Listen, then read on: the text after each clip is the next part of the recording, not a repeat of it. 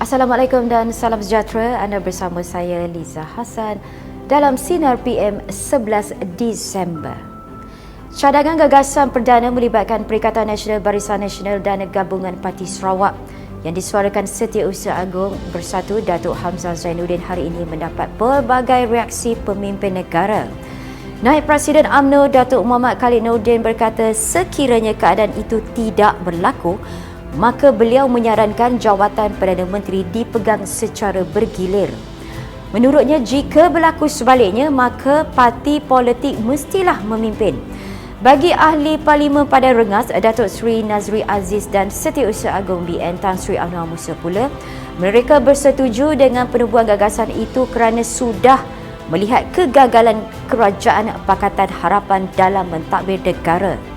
Cadangan pergabungan itu dibuat bagi memastikan kemenangan pada PRU15 nanti berpihak kepada mereka. Melihat kepada senario politik, fellow kanan Majlis Profesor Negara Dr. Janeri Amir berpendapat Bersatu dilihat semakin tertekan dengan kedudukan mereka dalam arena politik negara. Menurutnya, penubuhan gagasan perdana melibatkan Perikatan Nasional Barisan Nasional dan Gabungan Parti Sarawak hanya untuk menyelamatkan kedudukan Bersatu bagi mengekalkan kuasa mereka. Beliau juga tidak menolak pembentukan gagasan besar merupakan jalan terbaik untuk menamatkan krisis politik yang sedang berlaku khususnya antara UMNO dan Bersatu. Walaupun mustahil perkara itu akan berlaku, namun beliau yakin UMNO akan menjadi lebih kuat sekiranya dapat meneruskan kerjasama dengan PAS di bawah Muafakat Nasional pada PRU15 nanti.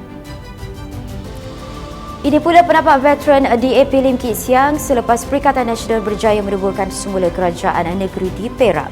Beliau menegaskan parti itu tidak akan bekerjasama dengan kleptokrat selepas penubuhan semula kerajaan di negeri itu.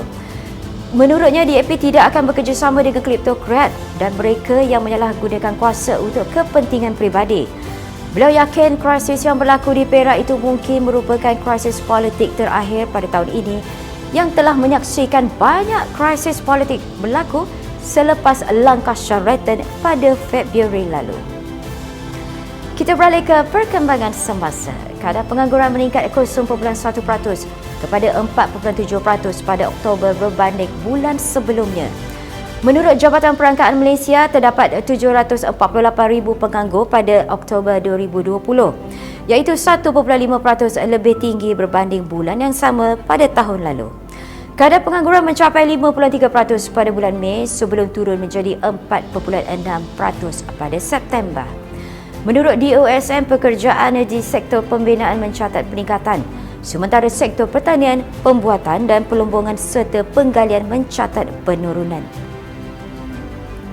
Berdasarkan data Pertubuhan Keselamatan Sosial Perkeso, jabatan itu berkata 7,416 dilaporkan hilang pekerjaan pada Oktober, menurun 7,388 orang pada September. DOSM turut menjangkakan perkhidmatan pekerjaan yang lebih tinggi pada Disember susulan penambatan Perintah Kawalan Pergerakan Bersyarat di kebanyakan negeri. Dan kita beralih ke berita sukan. Penyingkiran awal Manchester United daripada saingan Liga Juara-Juara bermakna tugas Ole Gunnar Solskjaer kini sekali lagi menjadi perhatian menjelang kunjungan Manchester City ke Old Trafford dengan kedua-dua pasukan tidak boleh kalah. Saingan tetangga Manchester itu menjadi perhatian utama dalam Liga Perdana hujung minggu ini yang turut menyaksikan kunjungan ke Crystal Palace buat pendahulu Tottenham dan Fulham untuk menentang juara bertahan Liverpool. Kedua-dua kelab Manchester itu sudah seakan pulih daripada permulaan perlahan dalam kempen selepas hanya berehat 2 minggu akibat komitmen pada saingan Eropah sekitar Ogos.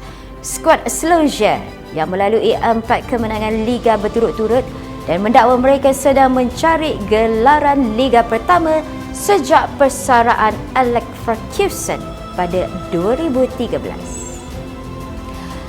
Jadi itu saja top 5 news pada hari ini. Sebelum kita akhiri Sinar PM, jom kongsi rezeki bersama Karangcraft Medicare, jana pendapatan tanpa modal hanya dari rumah. Dan kepada anda semua, teruskan bersama kami di Sinar Harian melalui portal Facebook, Instagram, Twitter dan YouTube, serta jangan lupa untuk muat turun aplikasi Sinar Harian bagi mengikuti perkembangan semasa dalam dan luar negara.